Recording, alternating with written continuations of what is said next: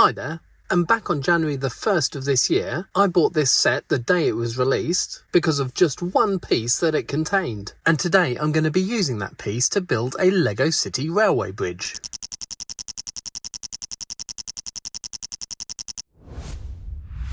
But before we get underway, of course, a big shout out and a thank you to all my channel members. And if you're at all interested in becoming a channel member, you can always click on the join button below this video and it'll give you all the details. So like I said, this set came out on January the 1st of this year, and it's set 60460 and it's called No Limits Race Car Ramp.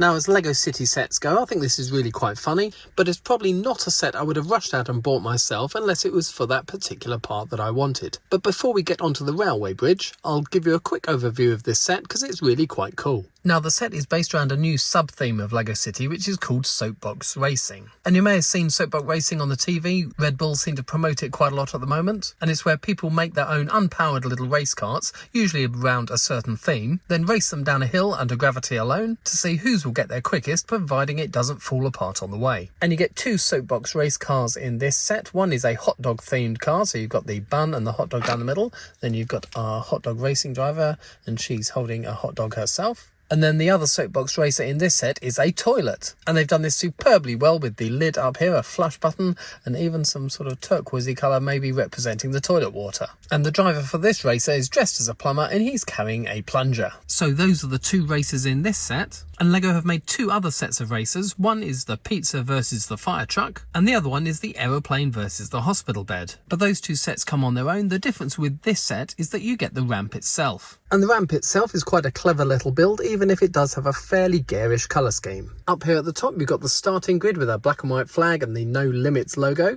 And then we've got a half road plate here with two ramps ready for the cars to start up here and then roll down the ramp. You've got a gold cup here, obviously for the winner, and obviously a big soapbox fan because he's got his mobile phone out on a selfie stick and he's taking some photos. The ramp then goes into a steep slope using a regular road plate. Then it curves out of the bottom using these slope pieces, which have previously been used for things like skateboard ramps. Then underneath there's this little removable maintenance bay. So you've got a few tools, a paint roller, a toolbox, a drink of water and an extra crash helmet. I particularly like these 1x4 checkered flag tiles that they've got at the top of the slope, but that's not the piece that I was buying the set for. To make sure you get a fair start between the cars, there's this bar running along the back of the first road plate, and there's a red plunger at the back. When you push that forward, that leaps forward and pushes both cars down the hill at the same time. And that looks something like this. Then, of course, once you've got this set, Lego are obviously hoping that you'll get the other two sets with the pizza, the fire truck, the aeroplane and the hospital bed, and then you can have mammoth races between all the 6 cars. And as all these 3 sets came out on January the 1st, I'm imagining that in the next wave of city sets on June the 1st, we're probably going to get a few more sets related to this theme. But the piece that I bought this set for, so I could do a little bit of experimenting with, was this ramp piece down here. Now, down at the bottom, there's actually 2 different ramps. There's a larger curve here and then a smaller, shallower curve at the end. And if I take them off the bottom of the set, you can have a better look at them. You can see we've got the shallow part there and then the steeper slope here. Now, both these parts have actually been around for quite a while. This piece has come in a variety of colours, including dark grey. However, this part has only ever come in fairly loud colours like bright orange. This set is the first time that it's come in dark grey. And this is the piece that I wanted because I thought it would be really good to make a railway bridge. So I bought the set back in January the 1st so I could have a little bit of an experiment with this piece. But now it's April, it seems that a lot of people have bought this set, broken it down to sell on for the parts, and now this piece is getting more readily available. But I'm making this video now because apart from the 2 I got in the set originally, I've now managed to get my hands on 6 more for less than £1 each. Now, the low ramp actually has a curve off on each corners, and that isn't going to be useful for what I want it for, so I'm going to actually not use this part in the build, and I'm just going to concentrate on the larger ramp. And the whole premise of this build is that if I join 2 of these ramps together, so I'm just going to get a 2x6 and click those 2 together like that, we get a quite steep curve, but it's starting to look vaguely like a bridge. Now, if we join 2 of these ramp pieces together directly like this, you get quite a steep sort of join in the middle. It's almost like a vaulted Gothic arch. Also, it's not wide enough to fit across a standard Lego City road. So actually what we need to do is widen this ever so slightly. It'll give us a nice rounder sort of top to the arch and also make it wide enough to fit across a Lego road. So I'm going to start off with a 6x6 plate and I'm going to add two 2x4 tiles across the middle, and they're slightly sticking out the end, obviously. And then when we add that to our road plate using the connection points underneath like that, that gives us a much more pleasing arch shape, I think, and that'll also be wide enough to fit across a Lego road. So next we're going to sit our skateboard ramps on another layer of plates, and what I've got here is an 8x8 and two 6x8s. The one in the middle, the 8x8, is one of these grid pieces. It could just be an 8x8 plate, but I had loads of these lying around, so that's why I'm using one of those instead of a solid plate. And then if we join those together, we're going to fix them together with some 1x6 tiles. So they're going to sit 4 studs on the 8x8. They overhang by 2 studs, and they're going to click onto the 6x8s like that. And then I'm going to have 2 more of those 1x6 tiles.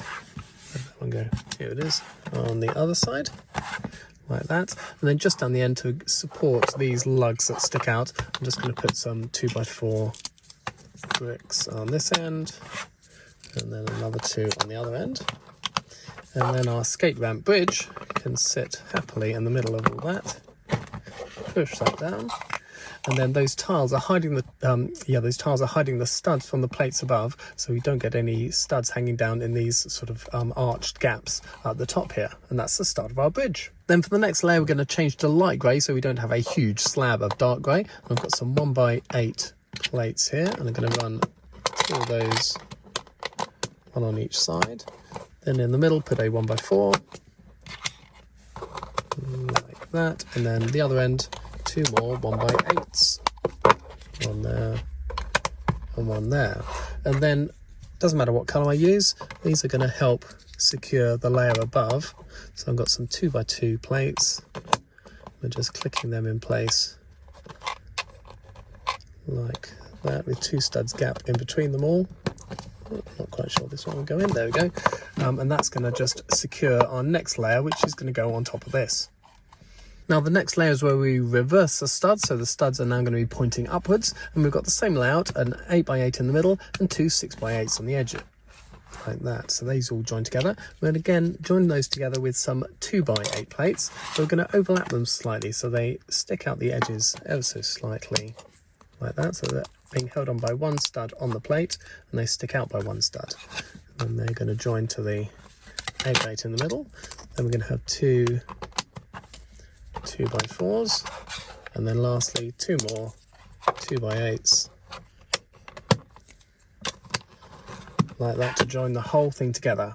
Then running along the edge, what I'm going to use is these masonry bricks. So I'm going to run all the ways along the outside of both of these edges like this, but I won't bore you with the details. I'll do that in a few seconds, but with magic.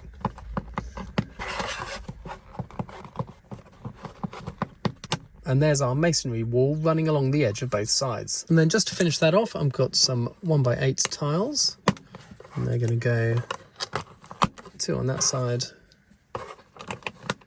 and 2, oopsie, if I don't pull all the masonry bricks off, and 2 on this side. Oop. There we go.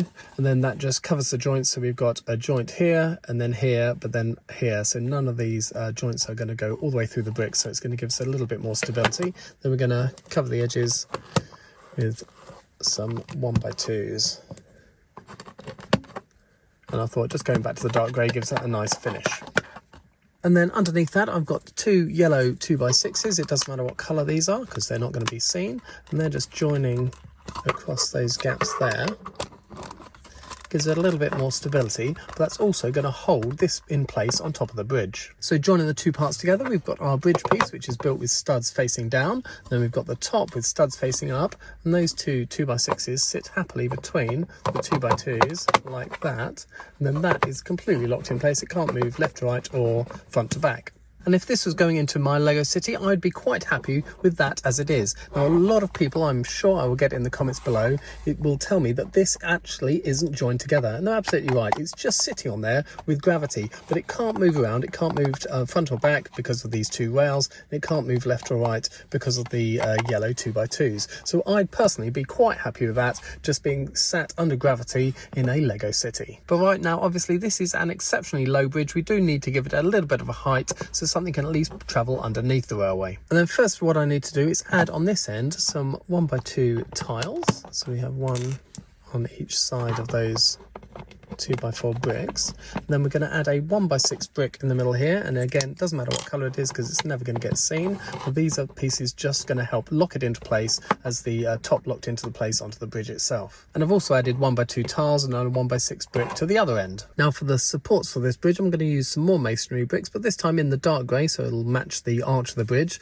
And I've got some stacks of 8 of those 1x2 masonry bricks, so I'm going to place those on the green base plate around the road. Now those have been placed 6 studs apart on each side, and what I'm going to do is add a 1x1 tile to the inner corner of those two like that, and then put a 1x8 tile across, and that'll hold the two together. Then to block off this big gap here, I've just got a big stack of 2x2s and 4x2s, and we're going to pop those inside here, and that's just going to block off the gap on each side. So as you're driving along the road, there won't be a huge gap in the bridge support. So I've done the same to the other side, so now our supports are ready for the bridge above. Now you'll remember we've got two 1x2 tiles here and a 1x6 brick, and that 1x6 brick is going to sit between these two columns and lock it in place side to side, and then the tiles are going to sit on top of these tiles. So we've got two smooth surfaces touching together with no studs, and obviously these will lock against the inner edge of the support, and so it won't move left to right or front to back. So that just gets placed in the middle like this. And then the upper part gets placed on top of that. Now I've obviously made a very basic support structure and a fairly basic bridge to go on top, but the whole point of the arch in the middle I think is a really pleasing shape, especially with these two cutouts. It's very reminiscent of sort of railway bridges that you get in the UK.